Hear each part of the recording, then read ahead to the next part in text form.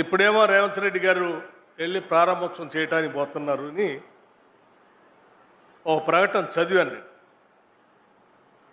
చదివిన తర్వాత దానికి సంబంధించిన పూర్తి పూర్వాపరాలన్నీ లెక్కలతో సహా తీసి ప్రజలకు తెలియజెప్పాల్సినటువంటి అవసరం ఉందని భావించి కొన్ని లెక్కలతో వచ్చాము మీ దగ్గరికి. లేకపోతే మేము చేసిన ప్రతి పనిని మేమే చేసామని చెప్పుకునేటువంటి ఒక తప్పుడు సంస్కృతితో సోషల్ మీడియాలో విపరీతంగా ప్రచారం చేసుకునేటువంటి నాయకత్వం ఈరోజు రాష్ట్రంలో తిరుగుతాం. నిజంగా ఒకసారి ఆలోచన చేయండి.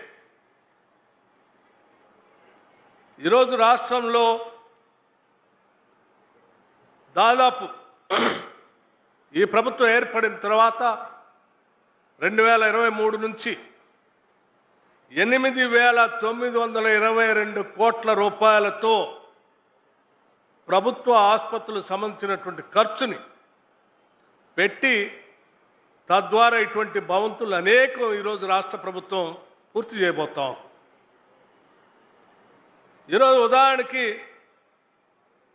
రాష్ట్రంలో 6 సూపర్ స్పెషాలిటీ హాస్పిటల్కి సంబంధించి టీమ్ శరత్నార్ కానీ, టీమ్ సల్వాల్ కానీ, టీమ్ సెల్బీనార్ కానీ, Warangal S S super speciality hospital కానీ, లేకపోతే నిమ్స్ ఎక్స్పాన్షన్ కానీ, లేకపోతే దశాబ్దాలుగా కోరుకుంటున్నటువంటి ఉస్మానియా ఆసుపత్రికి సంబంధించిన నూతన భవన నిర్మాణం కానీ, వీటన్నిటికి సంబంధించి కేవలం 6 ఆసుపత్రులకు సంబంధించి కేవలం మేము వచ్చిన ఈ 2.5 సంవత్సరాల్లోనే 3,880 కోట్ల రూపాయలు ఈ బిల్డింగ్ నిర్మాణానికి రిలీజ్ చేసి ఆసుపత్రుల్ని పూర్తి చేసే క్రమంలో ఈ రాష్ట్ర ప్రభుత్వం ముందు పోతాం.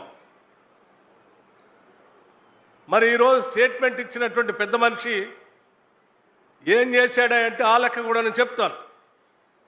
దాంతోపాటు ఈరోజు అదనంగా ఈ టీమ్స్ హాస్పిటల్ కాకుండా అదనంగా ఇంకొక 193 హెల్త్ ప్రాజెక్ట్స్ సంబంధించినటువంటి కార్యక్రమాలకు సంబంధించి 3,953 కోట్ల రూపాయలు ఇప్పటికే ఈ హెల్త్ డిపార్ట్మెంట్ నుంచి నిధులు వెచ్చించి రిలీజ్ చేయటం కూడా జరిగింది.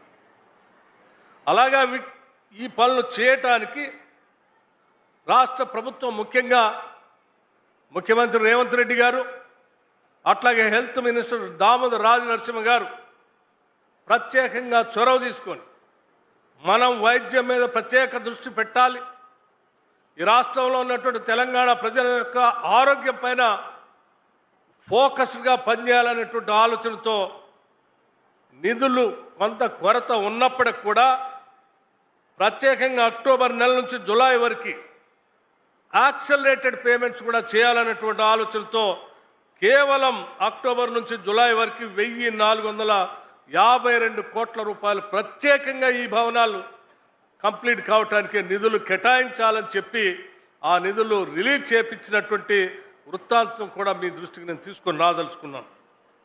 అంతేకాదు, ఇవి కాకుండా ఇంకా అదనంగా మరొక 331 కోట్ల రూపాయలతో సబ్ సెంటర్స్ నిర్మాణానికి సంబంధించి కూడా నిధులు రిలీజ్ చేయటం జరిగింది.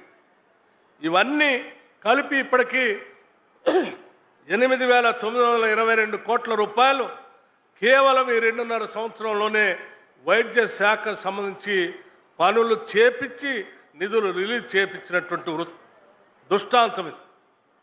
మరి ఆ పెద్ద మనిషి వాళ్ళు ఇచ్చినటువంటి స్టేట్మెంట్ చూస్తే ఈరోజు మేము కట్టామని చెప్పినటువంటి పెద్ద మనిషి కేవలం 10 ఏళ్ల సమయంలో ఈ టీమ్ సంబంధించి లేకపోతే ఈ super speciality Sanath Nagar building సంబంధించి కేవలం వారు ఖర్చు పెట్టింది కేవలం 70 కోట్ల రూపాయలు మాత్రమే. ఎక్కడ 8,000 కోట్ల పైబడి ఉన్నటువంటి 8,922 అంటే దాదాపు 9,000 కోట్ల రూపాయలు మేము ఈ ఆసుపత్రుల నిర్మాణాలకు సంబంధించిన నిధులు ఖర్చు పెట్టి ప్రత్యేకంగా సనత్ నగర్ సంబంధించినటువంటి ఈ హాస్పిటల్కి దాదాపు 1,126 కోట్లకు సంబంధించినటువంటి ఈ బిల్డింగ్కి ఇప్పటికే మొత్తం 845 కోట్ల రూపాయలు ఈ ప్రభుత్వం ప్రజాప్రభుత్వం రిలీజ్ చేసి ఈ బిల్డింగ్ని ఈరోజు ప్రారంభోత్సవం చేస్తూ ఉంటే అందులో కేవలం 70 కోట్ల రూపాయలు మాత్రమే ఖర్చు పెట్టి మేము కట్టాము, ఇవాళ ముఖ్యమంత్రి గారు రేవంత్ రెడ్డి గారు పోయి ఇనాగరేషన్ చేస్తున్నాను అంటున్నారు. ఇది ఎక్కడ అన్యాయం అండి? ఇన్ని వేల కోట్ల రూపాయలు పెట్టి కట్టి వీటన్నింటినీ ప్రజలకు అంకితం చేసి కార్యక్రమానికి ఈ ప్రజాప్రభుత్వం ముందుకు పోతున్నటువంటి విషయాన్ని పక్కదో పట్టించడం కోసం, ప్రజల్ని తప్పుదో పట్టించడం కోసం వీళ్ళు చేసేటువంటి ఇటు సోషల్ మీడియాలో చేసేటువంటి తప్పుడు ప్రచారాన్ని తప్పనిసరిగా రాష్ట్ర ప్రజలు గమనిస్తారని నేను ఆశిస్తూ మరొక ముఖ్యమైనటువంటి విషయం కూడా నేను చాలా స్పష్టంగా చెప్పదలుచుకున్నాను. ఈ ప్రజలకి వైద్యం సంపూర్ణంగా అందాలి. ఎటువంటి భారం ఈ రాష్ట్ర ప్రజలపైన పడకూడదు. ఈ రాష్ట్రంలో ఉన్నటువంటి వనరులన్నీ కూడా రాష్ట్ర ప్రజలకే చెందాలి, దోపిడి గురి కాకూడదు. దానికి ఎన్ని వేల కోట్ల రూపాయలను ఖర్చు పెట్టాలనేటువంటి లక్ష్యంతో ఈ రాష్ట్ర ప్రభుత్వం పోతుంది. కాబట్టే దాదాపు 9,000 కోట్ల రూపాయలు కేవలం 2.5 సంవత్సరాలు ఖర్చు పెట్టగలిగాం. ఈ ఇన్ఫ్రాస్ట్రక్చర్కి మాత్రమే, కేవలం బిల్డింగుల నిర్మాణానికి మాత్రమే. ఇవి కాకుండా రాష్ట్రంలో ఉన్నటువంటి 1,15,00,000 కుటుంబాలు ఉంటే 1,06,00,000 కుటుంబాలకి సంవత్సరానికి వారి కుటుంబంలో వైద్యం చేయించుకోవటానికి 10 లక్షల రూపాయల వరకు రాజీవ్ ఆరోగ్యశ్రీ పథకాన్ని పూర్తిగా ఈ ప్రభుత్వం వచ్చిన తర్వాత సంపూర్ణంగా అమలు చేస్తూ ప్రతి నెల ఆరోగ్యశ్రీకి సంబంధించినటువంటి నిధులు 100 కోట్ల పైబడి ప్రతి నెల ఈ రాష్ట్ర ప్రభుత్వం రిలీజ్ చేస్తాం.